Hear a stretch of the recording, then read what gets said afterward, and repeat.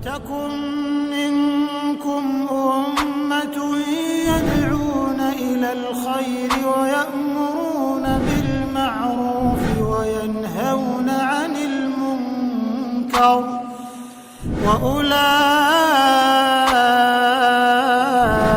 هم المفلحون.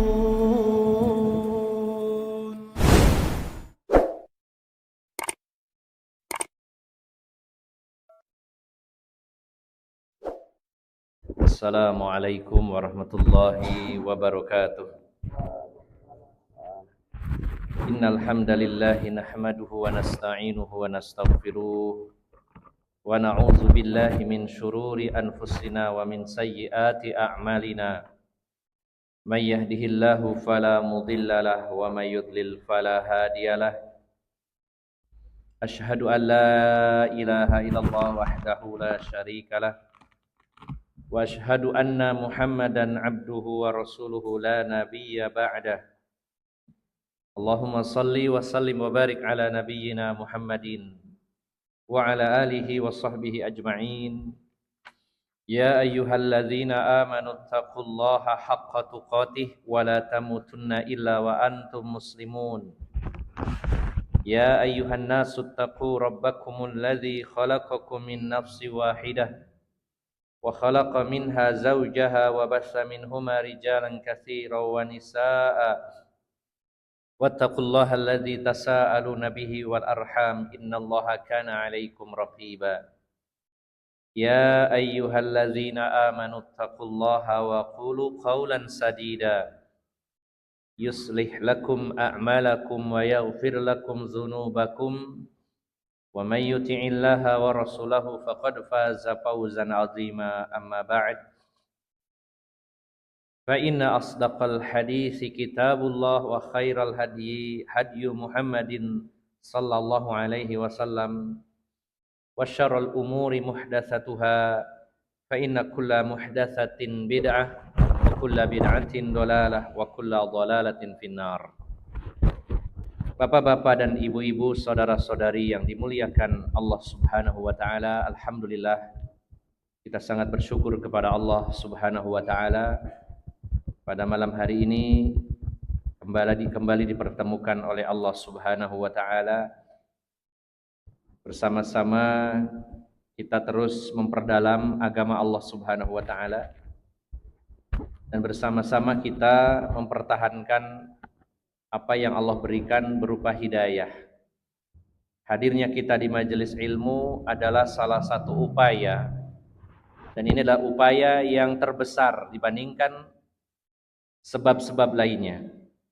Sebab kita istiqomah di jalan Allah paling besar adalah ketika kita hadir di majelis-majelis ilmu. Karena di dalam majelis ilmu terkumpul beberapa sebab seseorang istiqomah di atas hidayah. Seseorang istiqomah di atas hidayah ketika mereka mempelajari tauhid. Karena tauhid atau lafaz la ilaha illallah disebutkan di dalam Al-Quran maupun dalam hadis sebagai qaulus sabit, yaitu ucapan yang teguh. Maka Allah akan meneguhkan orang-orang yang beriman dengan ucapan yang teguh. Arti meneguhkan artinya Allah menjadikan kita istiqomah di atas hidayah Allah Subhanahu wa taala. Maka kita mendapati pelajaran-pelajaran tentang tauhid terbanyak adalah di majelis-majelis ilmu. Kemudian sebab lainnya seseorang istiqomah itu ketika dia mempelajari Al-Qur'an. Ketika dia membacanya secara tartil, kemudian memahami isinya dan mengamalkannya. Dan itu kita dapati dalam majelis ilmu.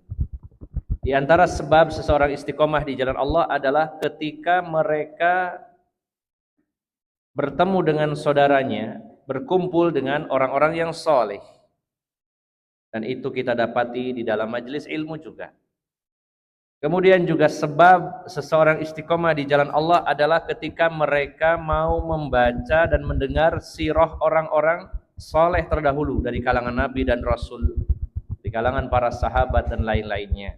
Maka itu pun paling banyak kita dapati di dalam majelis-majelis ilmu. Jadi Bapak Ibu, saudara-saudari, kita harus sabar hadiri majelis ilmu ini, karena ini adalah sebab yang terbesar agar kita istiqomah.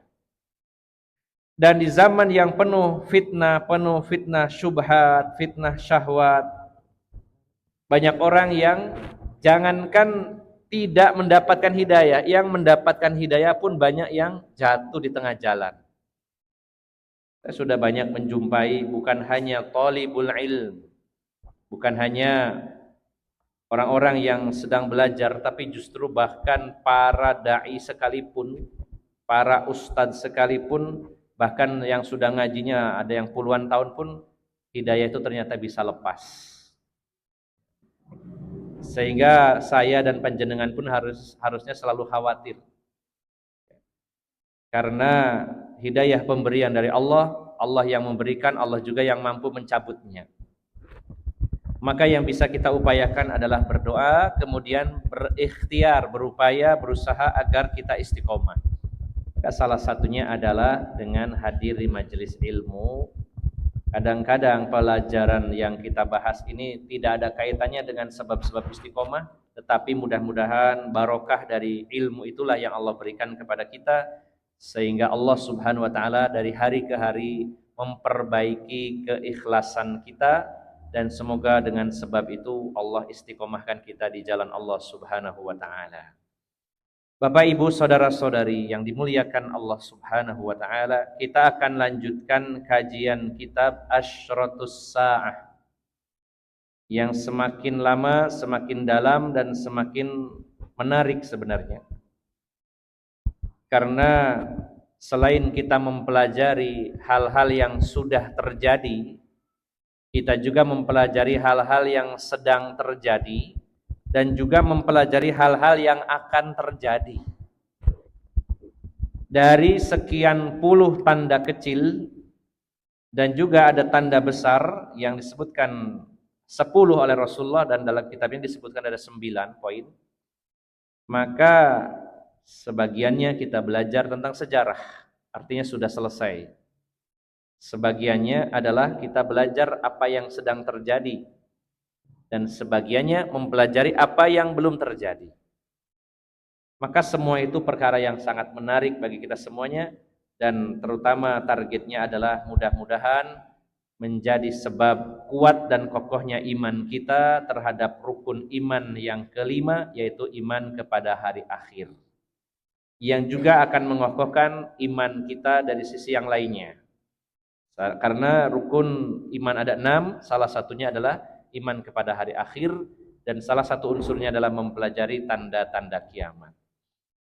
Alhamdulillah kita sudah membahas tanda besar, yaitu 3 poin. Yang pertama membahas tentang Al-Mahdi. Insyaallah cukup mendetail, mulai dari sifat-sifat beliau, termasuk terutama sifat fisik. Kemudian garis keturunan beliau atau nasabnya jelas. Kemudian juga kapan munculnya, di mana diangkat atau dibaiat oleh siapa, apa yang terjadi, apa yang beliau lakukan, dan seterusnya. Yang kedua, kita sudah membahas tentang yaitu Al-Masihud Dajjal, yang juga muncul di zaman Imam Mahdi ketika beliau memimpin kaum muslimin, sementara Dajjal memimpin orang-orang sesat terutama dari kalangan Yahudi. Sehingga dia pun disebut sebagai Ra'isul Yahudi, pemimpinnya orang-orang Yahudi.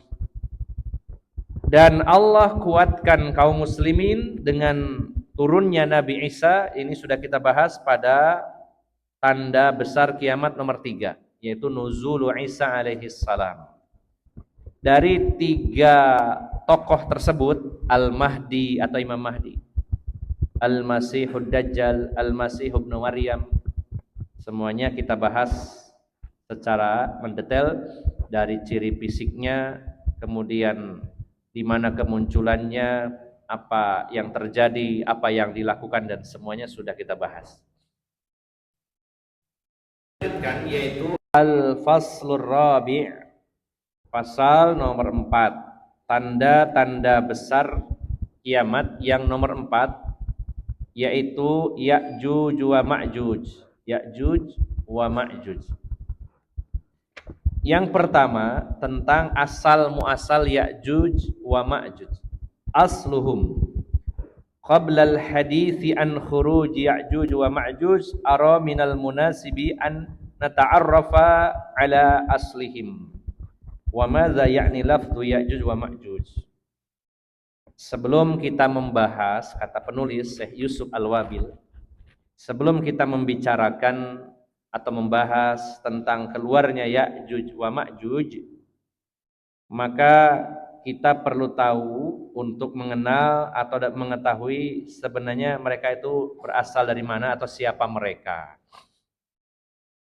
Terutama, kata beliau, fokus kepada kata Ya'juj wa Ma'juj. Ya'juj wa Ma'juj ismani a'jamiyani wa qila arabiyani. Ya'juj wa Ma'juj, dua nama non-Arab. Ya, dua nama non-Arab, bukan dari bahasa Arab.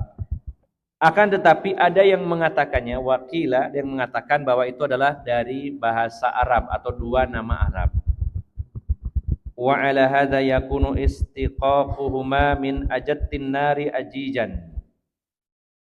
Nah, kalau memang diambil dari bahasa Arab, maka bisa jadi kata dasarnya istiqaq, ya, kata dasarnya dua kata tersebut dari kata ajjatin naru ajijan, api yang menyala-nyala. Ini secara bahasa ya. Dari kata ajja ya.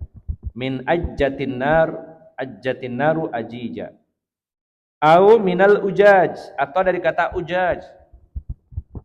Wa huwa al-ma'us syadidul maluhah, yaitu air yang sangat asin ya.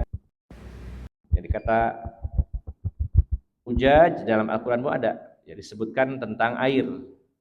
Hadza milhun ujajun wa hadza azmun furatun. Allah menyatakan dalam Al-Quran begitu ya. Hadza milhun ujaj, ini air yang sangat asin, yang satunya segar lagi tawar. Di mana Allah sebutkan di antara keduanya ada dinding, ada barzakh yang membatasi di mana tidak tercampur.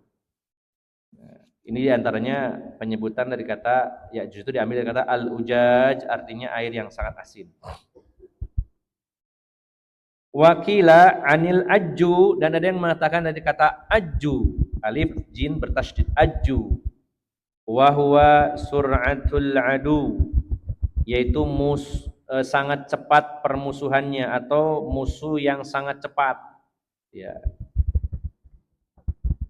Wakila, dan ada yang mengatakan Ma'juj min maja, dari kata maja idza ittaroba, yaitu goyah atau goncang. Nah, ini kalau diikuti pendapat dari bahasa Arab ya, dari kata dasar ajja atau ajjatinar tadi ajijan, api yang menyala atau air yang asin, atau dikatakan juga musuh yang sangat cepat, atau juga yang goncang atau goyah. Hadza idza kana al-ismanu arabiyyin. Ini kalau dua nama tersebut dari bahasa Arab. Amma idza kana ajamiyyain, ya, tadi arabiyain ya. Kalau diambil dari kata Arab, dua nama Arab, maka tadi diambil dari kata ajjatinar, ajijan, atau ujaj, atau aju, atau maja. Tetapi kalau ini bukan bahasa Arab atau dua nama selain bahasa Arab, falaisa lahuma istiqaq li'annal a'jamiyah la tustaqqu minal arabiyyah. Kalau memang diambil dari bukan bahasa Arab berarti tidak ada kata dasarnya. Wallahu alam. Yang terpenting di dalam Al-Quran maupun dalam hadis disebutkan namanya Ya'juj wa Ma'juj. Dan ini tidak terlalu penting sebenarnya dari mana nama ini, apakah dari bahasa Arab atau bukan dari bahasa Arab, tidak terlalu penting ya. Yang terpenting adalah mengetahui hakikat mereka dan apa yang terjadi di masa lampau, kemudian apa yang akan terjadi di masa mendatang ketika mereka keluar. Wa qara'a al-jumhur Yajuj wa Majuj.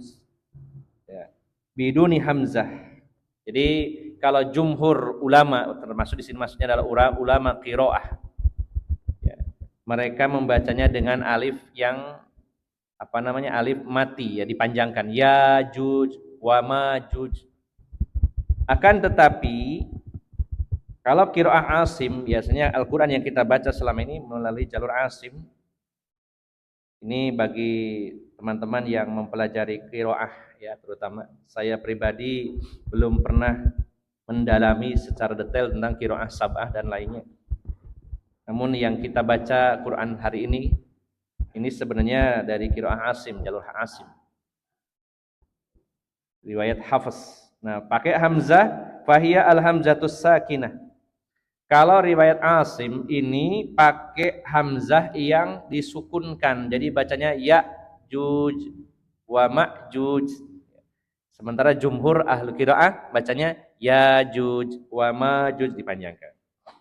Kita pakai yang hamzah disukunkan. Jadi Ya'juj Ma'juj. Wa kullu ma dzukira fi istiqaqihima munasibun lihalihim wa yu'ayyidul istiqaqu min maja bima'na idtirab. Qaulu ta'ala wa tarakna ba'dahum yawma idzin yamuju fi ba'd. Nah, dan semua yang disebutkan dari kata dasar tadi yang paling cocok dengan keadaan mereka tadi sebutkan ada ajjatinar, ujaj, kemudian aju, kemudian maja. Maka yang cocok dengan kondisi mereka yang tercantum di dalam Al-Quran yaitu surat Al-Kahfi ayat 99, yaitu surat ke-18 ayat 99.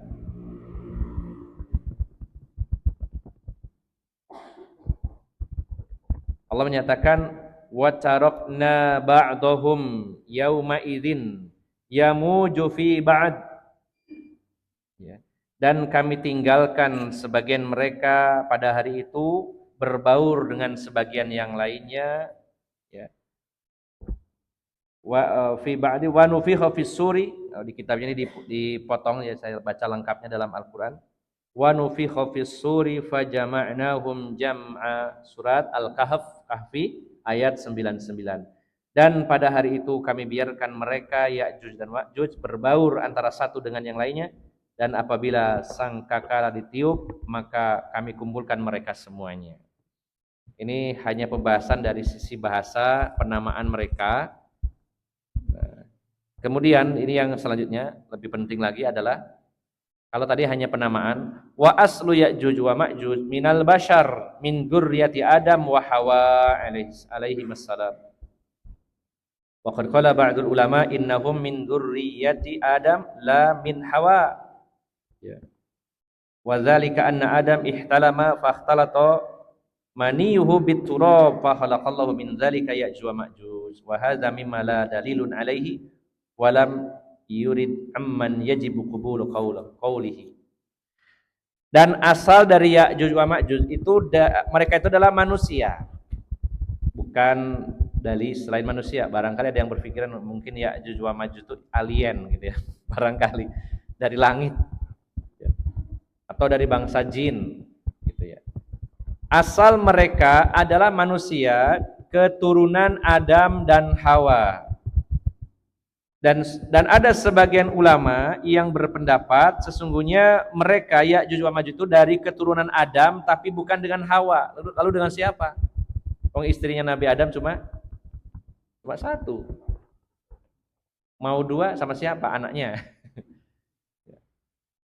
Ada Ya'juj wa Ma'juj itu bukan keturunan Adam dengan Hawa. Tapi Nabi Adam tertidur lalu bermimpi. Menurut saya mimpinya ihtilam, mimpi basah, keluar mani. Lalu terjatuh ke tanah, bercampur dengan tanah, lalu Allah ciptakan Ya'juj wa Ma'juj dari tanah yang bercampur dengan air maninya Nabi Adam. Ini pendapat sebagian ulama. Akan tetapi di Di sini dikatakan, dan ini tidak ada dalil sama sekali dalam masalah ini, ya, dan tidak perlu diterima kalau nggak ada dalilnya. Karena sesuatu yang tidak wajar, kalau ada dalilnya tetap kita terima. Sesuatu yang di luar kebiasaan, kalau ada dalilnya ya kita terima. Kalau itu di luar kewajaran, di luar kebiasaan, ya tidak ada dalil, tidak ilmiah, terus dari mana sumbernya? Coba kalau secara logika jelas masuk akal kalau dari Nabi Adam dan Ibu Hawa, ya. Tapi kalau dari air mani Adam dengan tanah bercampur terus jadi makhluk, tidak masuk akal. Kalaupun tidak masuk akal, kalau ada dalil ya kita terima. Masalahnya adalah tidak masuk akal, dalilnya juga tidak ada.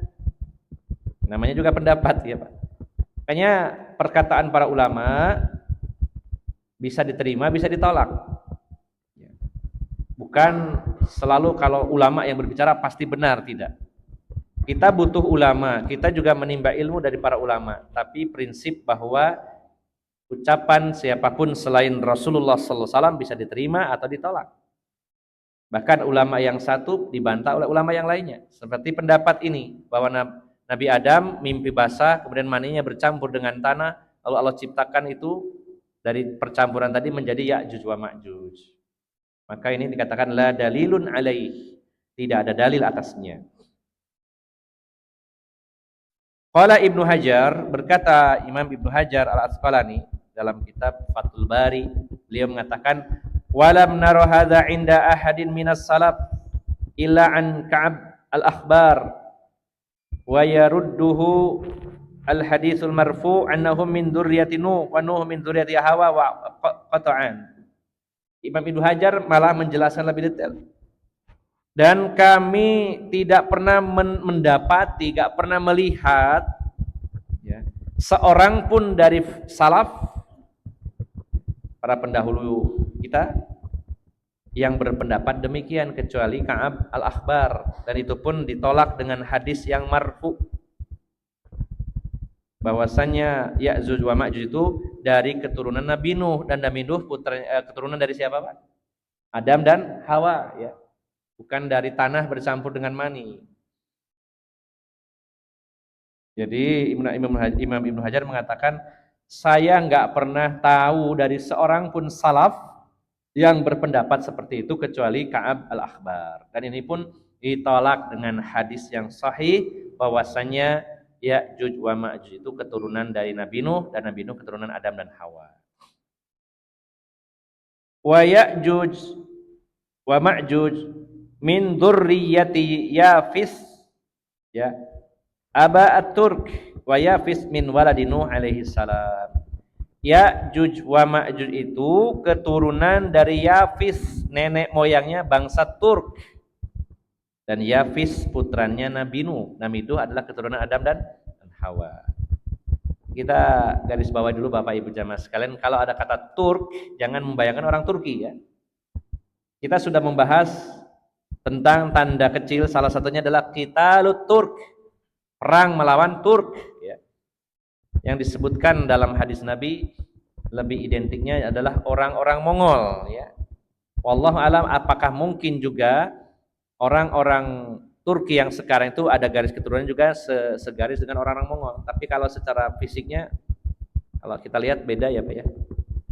Kalau disebutkan dalam hadis Turki itu nanti ada juga disebutkan di sini, wajahnya lebar, kemudian matanya sipit, kemudian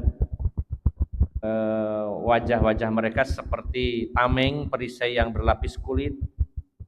Dan kita membahas pada bab sebelumnya, mereka memakai sandal kemudian tutup kepala dari bulu, yaitu identiknya dengan orang-orang Mongol, ya, pasukan Tartar.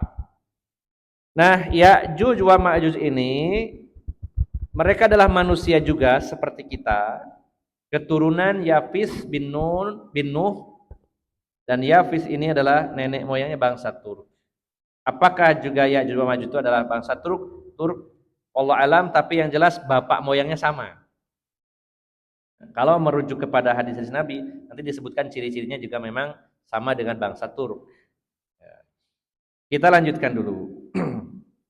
walladzi yadullu ala annahum min dzurriyyati Adam alaihissalam ma rawahul Bukhari an Abi Sa'id Al-Khudri radhiyallahu anhu an Rasulillah sallallahu alaihi wasallam qala, dan yang menunjukkan bahwasannya mereka itu keturunan Adam adalah apa yang diriwayatkan Imam Bukhari dari hadis Abu Sa'id Al-Khudri radhiyallahu anhu dari Nabi Muhammad sallallahu alaihi wasallam.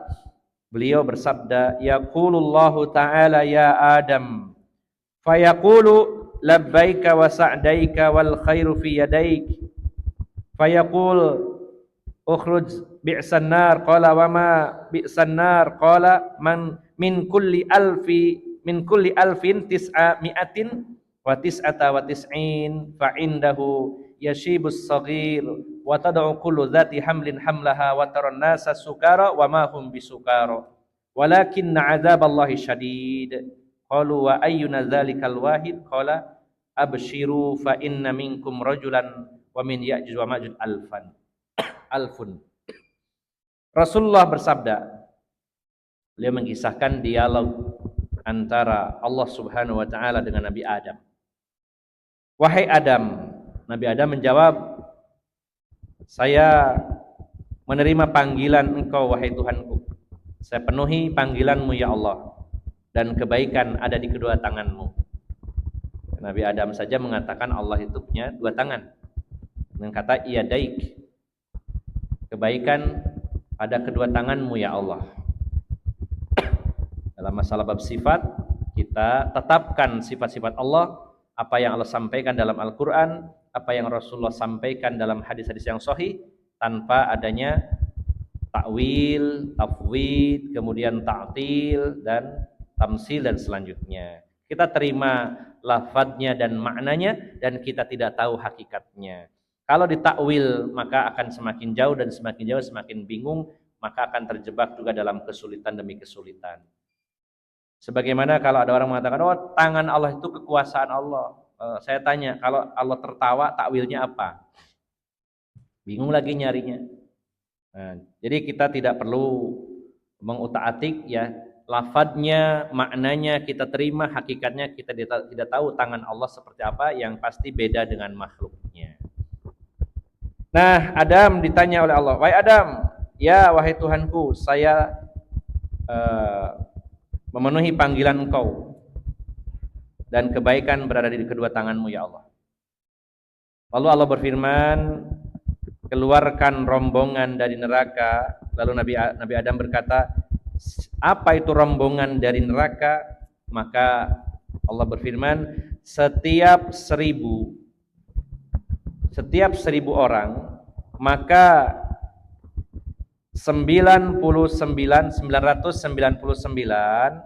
ya, itu adalah ada 1.000. Nah, tapi yang rombongan dari neraka ini ada jumlahnya 999. Yang masuk neraka 999. Di mana pada hari itu anak-anak kecil rambutnya akan beruban, dan wanita yang hamil akan keguguran, dan engkau akan melihat manusia dalam keadaan mabuk sementara mereka tidak mabuk, akan tetapi azab Allah sangat pedih. Ya. Kemudian mereka bertanya, wa ayyuna dzalikal wahid. Tadi ini dipotong hadisnya, lalu tanyanya kepada Rasulullah. Tadi dialog Nabi Adam dengan Allah. Jadi Nabi Adam berdialog dengan Allah, kata Allah, wahai Adam, Nabi Adam memenuhi panggilan itu. Keluarkan dari neraka ini rombongan.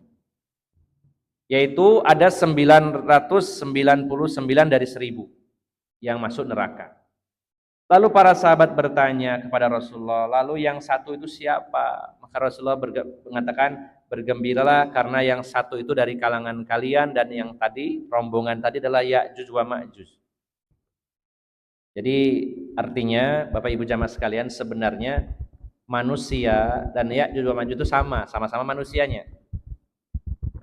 Ada dalam hadis disebutkan, hadis yang lain, bahwa setiap 10.000 Bani Adam, ini hadis yang lain, dalam hadis tentang syafaat, ya, ada setiap 10.000 Bani Adam, yang 9.999 masuk neraka, yang satu masuk surga. Lalu para sahabat bertanya, Rasulullah, kalau begitu yang masuk surga sedikit, peluang kita kecil. Lalu Rasulullah mengatakan yang satu itu kalian, yang 9.999 itu Ya'juj wa Ma'juj. Jadi Ya'juj wa Ma'juj itu karena memang mereka kafir kepada Allah dan mereka membuat kerusakan yang sangat besar di atas muka bumi, mereka masuk neraka. Jadi Bapak Ibu jamaah sekalian, pembahasannya bukan terkait masalah neraka dan surganya, tapi dalam hadis ini yang dimaksud adalah bahwasanya Ya'juj wa Ma'juj itu juga dari kalangan manusia. Karena yang masuk surga dan neraka itu bangsa manusia dan jin. Yang dibebani syariat adalah manusia dan jin. Sementara dijelaskan tadi ini dari keturunan Nabi Adam, yaitu dari kalangan manusia. Nah. Kemudian tambahan lagi, wa an Abdullah bin Amr an Rasulillah sallallahu alaihi wasallam. Dari Abdullah bin Amr dari Rasulullah sallallahu alaihi wasallam, anna Ya'juj wa Ma'juj min waladi Adam. Ini sabda Rasulullah sallallahu alaihi wasallam. Ini lebih lugas lagi. Beliau Rasulullah sallallahu alaihi wasallam bersabda, anna Ya'juj wa Ma'juj min waladi Adam. Sesungguhnya Ya'juj wa Ma'juj itu anak keturunan Nabi Adam. Wa annahum law ursilu ilan nas la afsidu alaihim ma'ayishihim walan yamuta minhum ahadun illa taraka min dzurriyyati alfan fasaidan. Sesungguhnya Ya'juj wa Ma'juj itu keturunan Nabi Adam. Dan bahwasanya kalau mereka itu diutus kepada manusia, maksudnya diutus itu dilepaskan ya di tengah-tengah manusia, maka mereka akan melakukan kerusakan yang sangat besar dan tidaklah mati satu orang dari mereka kecuali punya keturunan 1000 atau lebih. Ya, jadi kerusakannya sangat besar dan mereka sangat cepat perkembangbiakannya ya begitu ya. Anak cucunya banyak. Kalau terbunuh satu orang, anak putune, cucunya itu bisa 1000, bisa lebih. Insyaallah ya. Makanya nanti dalam hadis di belakang akan dijelaskan ketika mereka dibinasakan oleh Allah Subhanahu wa taala, tidak ada sejengkal pun tanah di bumi kecuali ada bangkainya Ya'juj wa Ma'juj, banyak. Sampai dalam hadis sebelumnya tadi perbandingannya 1000 dengan dari 1000 orang, yang satu selamat, yang 999 Ya'juj wa Ma'juj. Jumlahnya banyak sekali.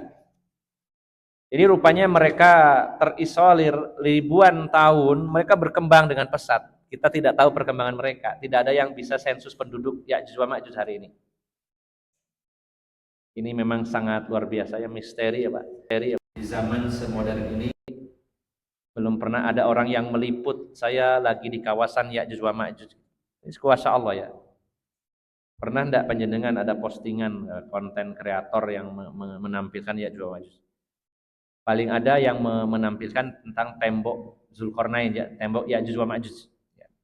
Ada memang video-video tersebut beredar, tapi kalau Ya'juj wa Ma'jujnya belum pernah ada yang bisa menembusnya. Baik yang dari posisi dalam untuk keluar, yang luar juga enggak bisa menembus. Padahal teknologi sangat canggih. Ini kuasa Allah Subhanahu wa taala yang memang ditakdirkannya nanti di akhir zaman.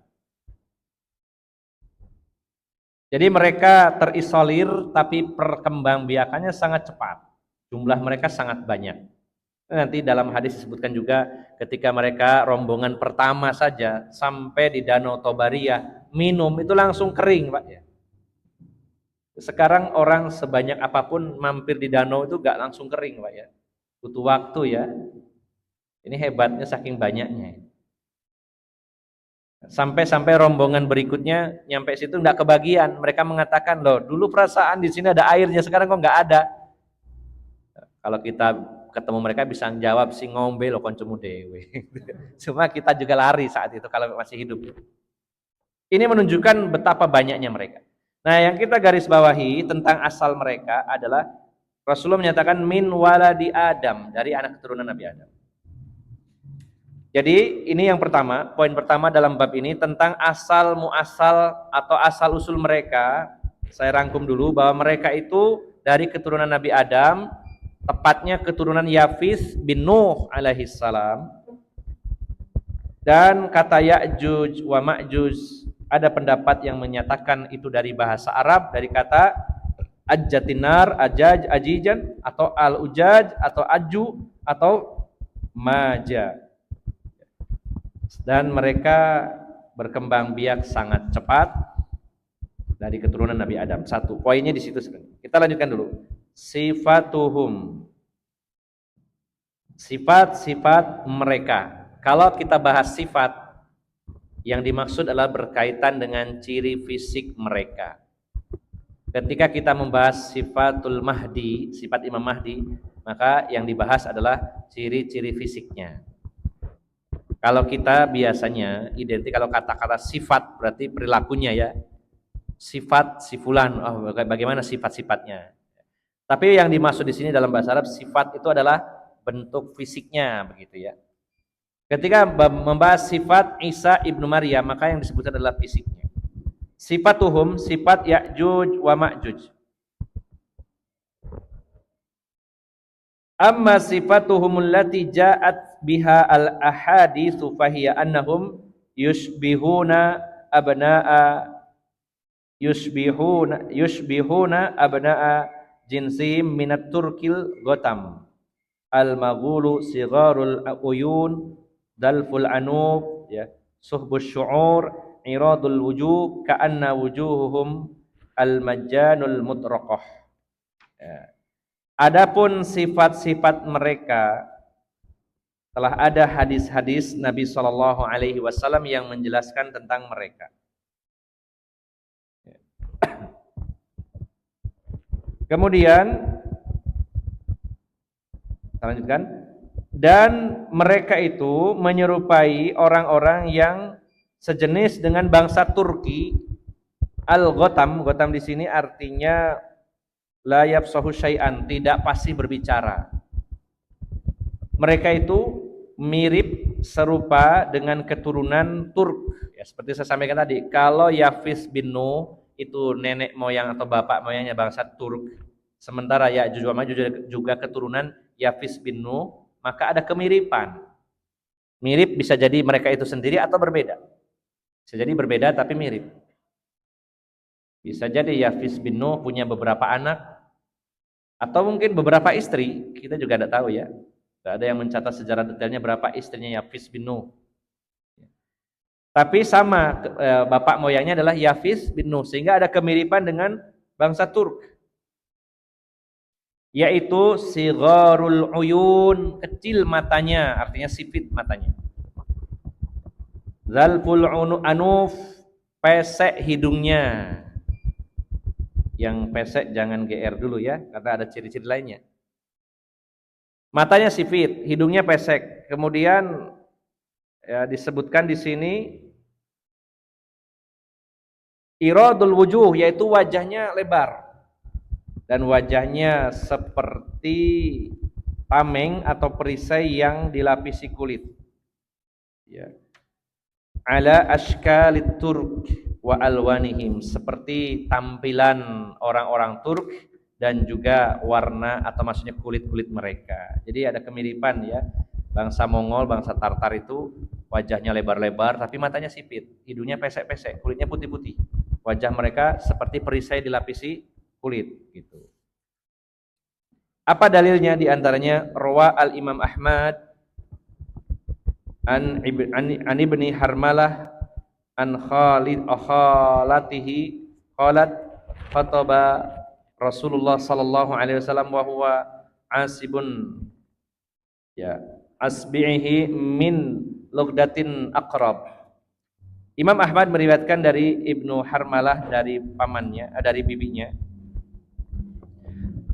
Dia berkata, Rasulullah sallallahu alaihi wasallam beliau pernah berkhutbah di mana wa huwa asibun itu diperban ya jari beliau karena disengat kalajengking al-aqrab.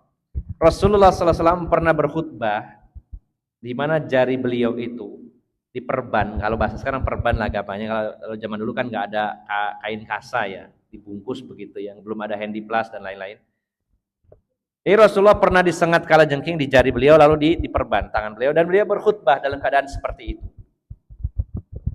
Kemudian beliau bersabda, innakum taquluna la aduwwun wa innakum la tazaluna tuqatiluna aduwan hatta ya'ti ya'juj wa ma'juj iradul wujuhi sigharul uyun syuhbus sya'af min kulli hadabin yansilun ka'anna wujuhum al-majanul mutraqah.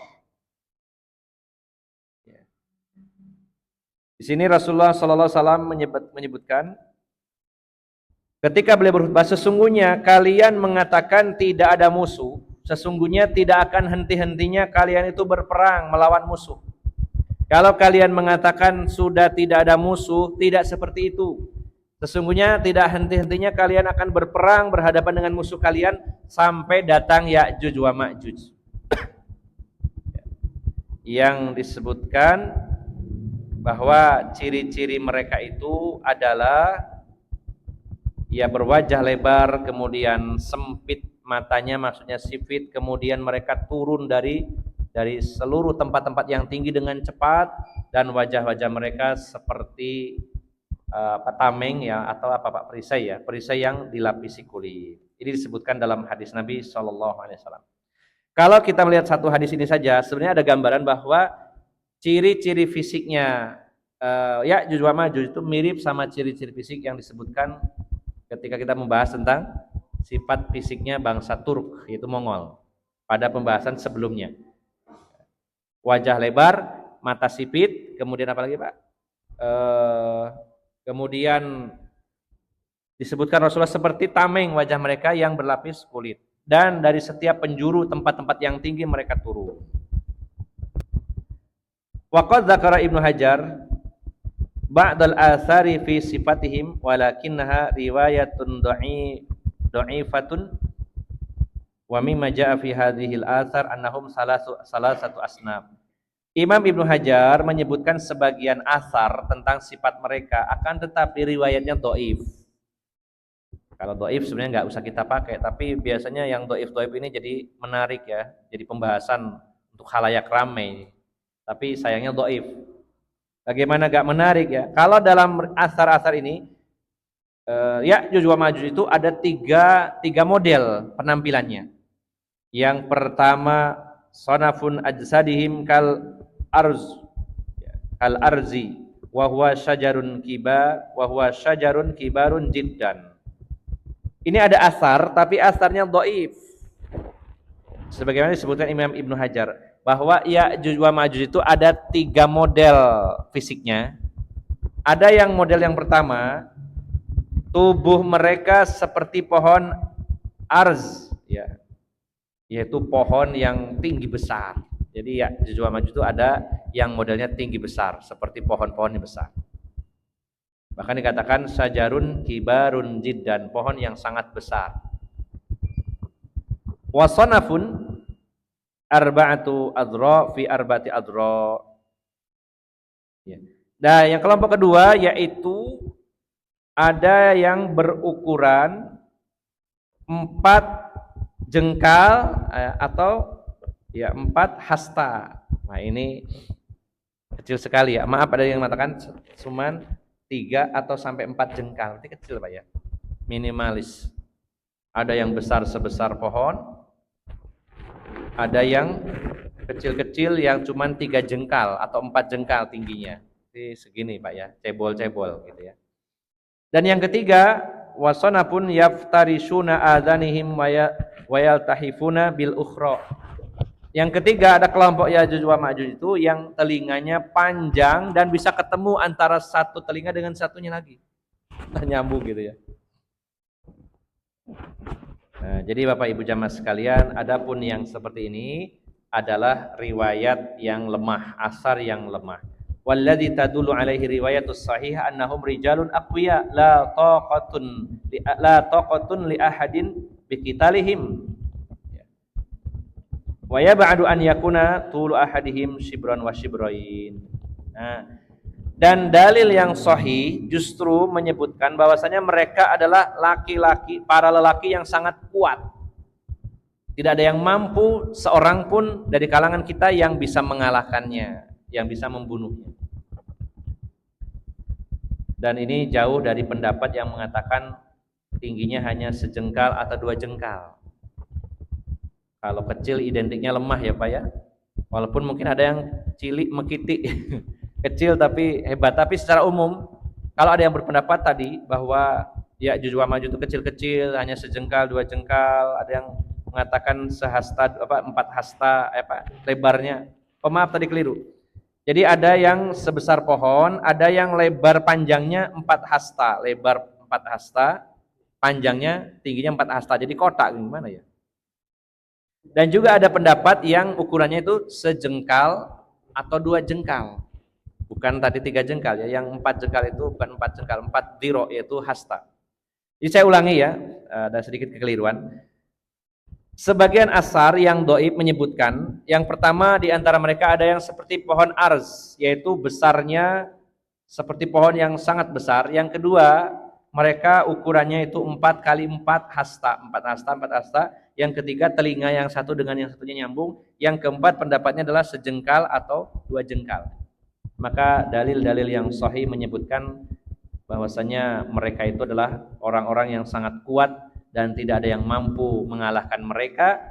Jadi tidak mungkin kalau cuma ukurannya sejengkal 2 jengkal gitu ya. Oh, tapi kan sejengkal 2 jengkal tapi sakti. Nah, keterangan saktinya dari mana? Ya, enggak ada. Intinya kalau riwayat-riwayat itu dhaif, kita tidak usah menggunakan dan meyakininya. Yang diriwayat sahih intinya Ya'juj wa Ma'juj itu memiliki ciri-ciri fisik seperti bagaimana cirinya bangsa Turk, yang juga di sini disebutkan mereka sangat kuat dan tidak ada yang bisa dan mampu mengalahkan mereka. Nah, sudah isya belum Pak? Sampun ya, kita break sejenak kemudian nanti disambung sedikit setelah isya. Monggo muadzin dipersilakan untuk azan.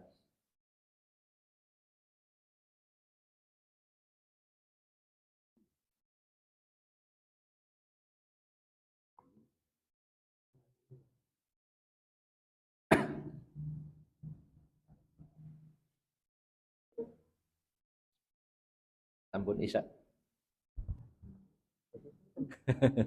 Monggo yang azan.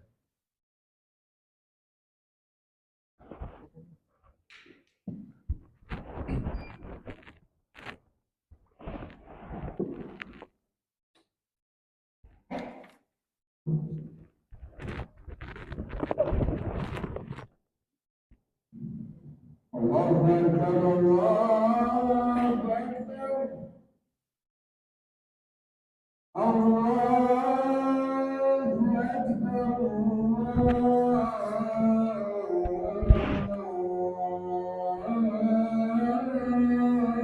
Akbar. Asyhadu an la ilaha illallah.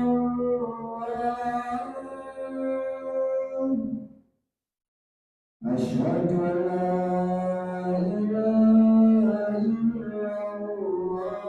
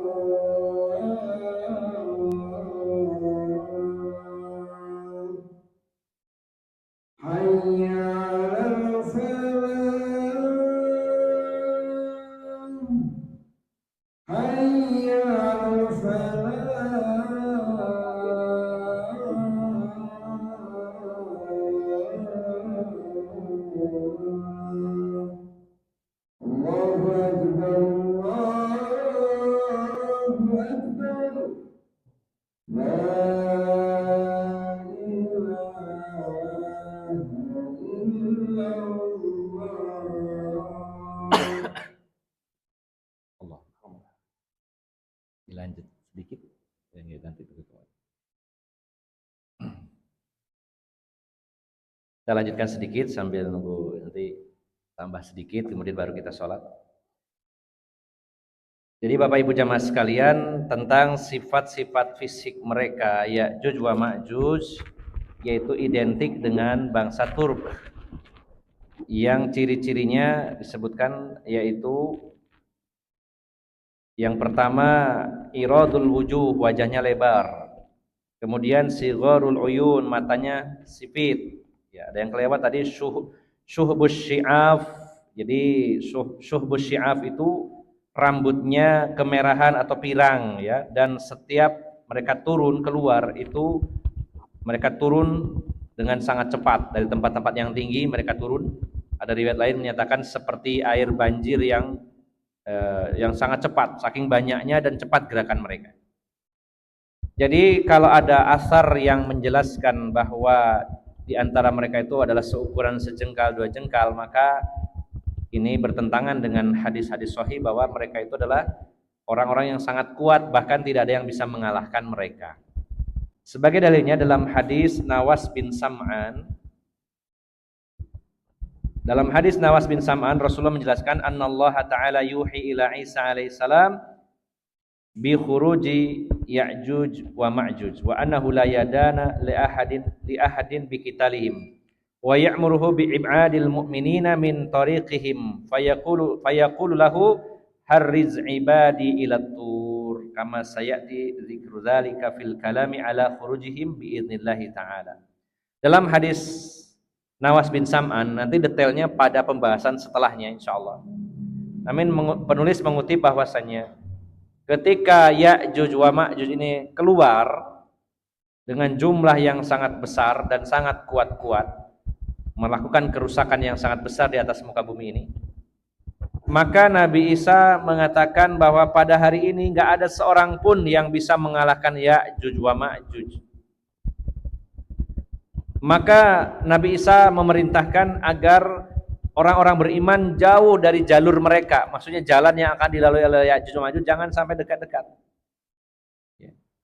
Bahkan akhirnya diperintahkan kepada beliau agar mengungsi ke Bukit Tur. Jadi naik ke Bukit Tur, Tur Sina, dan kaum mukminin berada di atasnya lalu dikepung. Nah, nanti detailnya dalam hadis-hadis Nabi sallallahu alaihi wasallam yang akan kita bahas pada pembahasan selanjutnya.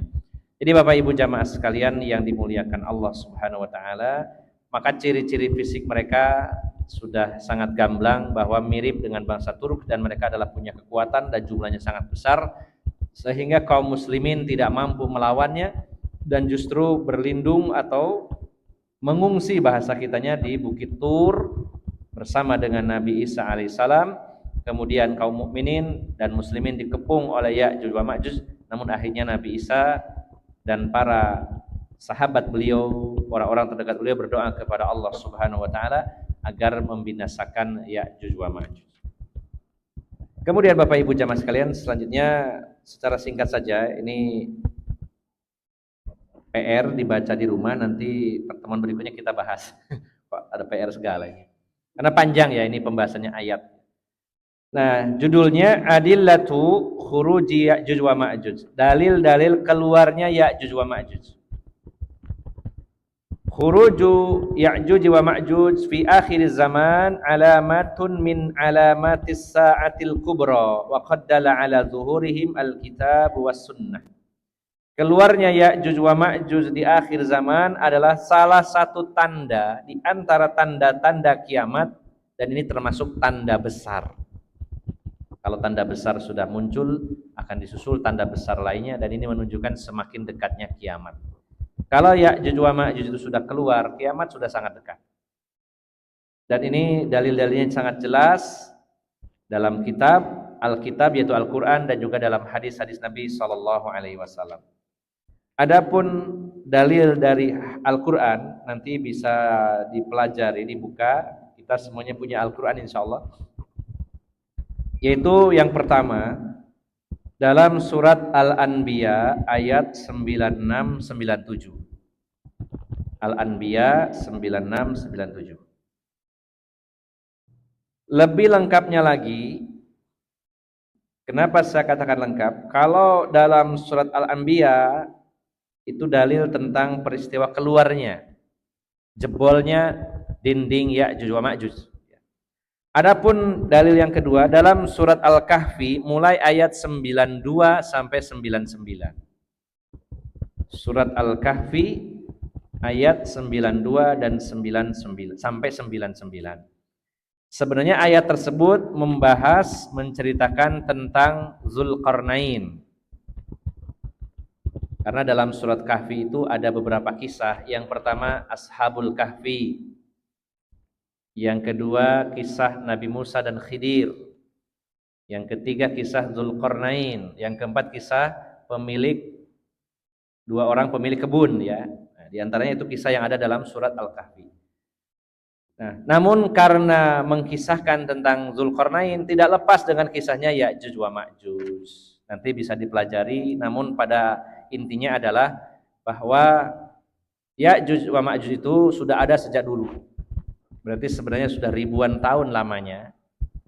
Karena di zaman Zulkarnain ya, seorang raja yang digelari Zulkarnain. Zul artinya si empunya atau pemilik, Qarnain dua tanduk ya. Bukan berarti Zulkarnain itu punya tanduk ya.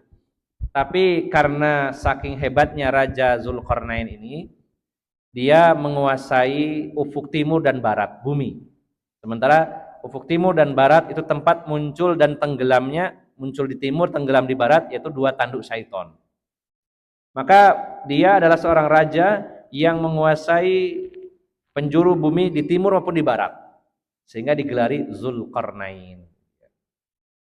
Dan Zulkarnain yang disebutkan di dalam Al-Quran adalah raja yang salih, orang yang beriman. Karena juga ada versi Iskandar Zulkarnain, raja kafir. Nah, ini bukan itu.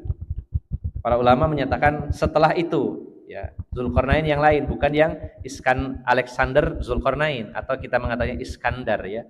Sebenarnya Iskandar tapi bahasa baratnya Alexander.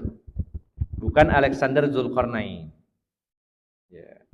Nah, Bapak Ibu jamaah sekalian yang dimuliakan Allah Subhanahu wa taala, nanti bisa dipelajari terutama di surat Kahfi ayat 92 sampai 99. Insyaallah nanti pada pertemuan berikutnya kita detailkan tafsirnya. Ya, karena waktunya terbatas, setidaknya ada PR, kita sama-sama nanti mempelajari.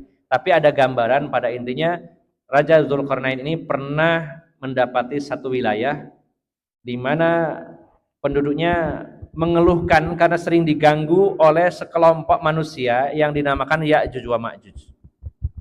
Dan mereka tidak bisa mengalahkannya. Nah, wilayah ini sebenarnya ada dekat dengan lainnya ada dua gunung yang sangat tinggi. Nah, ada celah di antara dua gunung ini. Dan Ya'juj wa Ma'juj biasanya datang lewat jalur itu. Untuk melakukan pengerusakan dia lewat jalur sempit di antara dua gunung itu. Maka masyarakat di situ meminta bantuan Raja Zulkarnain, bahkan siap membayar mahal. Tapi Zulkarnain menolaknya. Saya nggak butuh bayaran dari sampean. Saya diberi kekayaan oleh Allah tuh jauh daripada ini. Ini nggak sepiro. Daripada nggak sepiro, mending nggak usah. Ya, gini saja. Nanti di ayatnya ada jelas gitu ya. Nggak usah saya dibayar. Cukup kalian siapkan dan bantu saya. Siapkan bahannya, bantu saya. Jadi hanya disuruh minta siapkan bahan dan sekaligus bantu tenaga. Berarti desainernya atau insinyurnya ya dari timnya Zulkarnain, Raja Zulkarnain. Maka kata Zulkarnain, siapkan besi-besi ya, berupa potongan-potongan besi yang dirakit ya, yang tertaut antara yang satu dengan yang lainnya sampai menyamai tingginya dua gunung yang di kiri kanannya. Jadi kita kadang bangga dengan teknologi hari ini ya dalam masalah bangunan ya, terutama yang teknik sipil merasa sudah bikin bangunan cor yang hebat ya. Nah, itu ribuan tahun yang lalu sudah ada ya. Besi yang dikait-kaitkan itu ya berarti seperti besi betonester gitu ya, disambung ya, disambung berupa rakitan begitu, rangka. Nah, cuman kalau kita sekarang bahan cornya itu kan pasir, semen, air, batu ya, koral, semen, koral, pasir, air dengan perbandingan tertentu. Masih kalah hebat sama Zulkarnain. Cairannya adalah timah. Ada riwayat lain mengatakan tembaga. Jadi rangkanya dari besi, cor-corannya bukan dari pasir tapi dari tembaga. Wah, luar biasa.